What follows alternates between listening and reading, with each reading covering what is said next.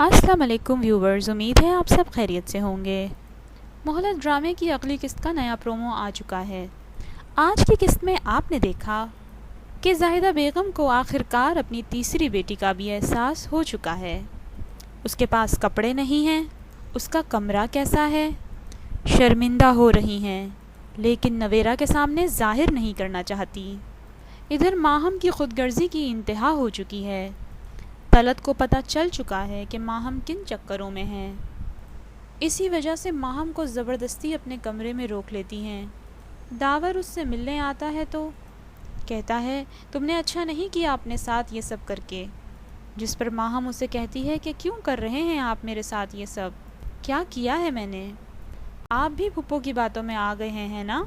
جواب میں داور کہتا ہے کہ میں کسی کی باتوں میں نہیں آیا، کیونکہ میں اچھی طرح سے جانتا ہوں کہ تم جو سوچ لیتی ہو وہ کر کے رہتی ہو۔ میں نے مامی جان سے کہا ہے کہ یہاں آ جائیں تمہارے پاس، میری بات نہیں مان رہی تو کم از کم ان کی بات تو سن لو۔ ماہم کو غصہ آ جاتا ہے اور کہتی ہے میں کسی کی بات نہیں سنوں گی، زبردستی نہیں کر سکتا کوئی میرے ساتھ، اور نہ ہی آپ لوگ اس طرح سے مجھے قید کر کے رکھ سکتے ہیں۔ داور کا صبر بھی جواب دے جاتا ہے۔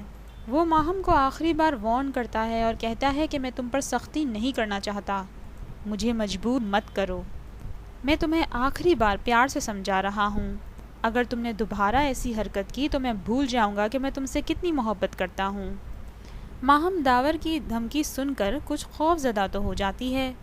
داور کو تنگ کرنے کے لیے وہ جان بوجھ کر اپنی پھپھو کے کمرے کا حال بے حال کر دیتی ہے۔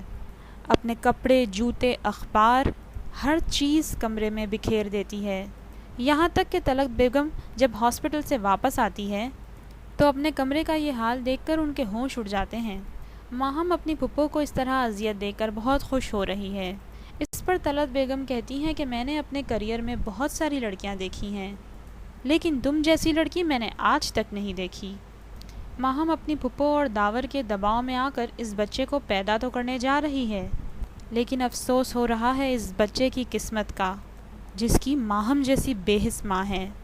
دوسری طرف طاہر صاحب، جنہوں نے بہت آسانی سے اپنے بیٹے کی غلط تربیت کا ملبہ اپنی بیوی پر ڈال کر خود کو آزاد کر لیا، شرمندگی کا لمحہ تو اب ہے ان کے لیے، کیونکہ ان کے ہی بزنس پارٹنر کو لوٹنے گیا ان کا بیٹا پکڑا جاتا ہے۔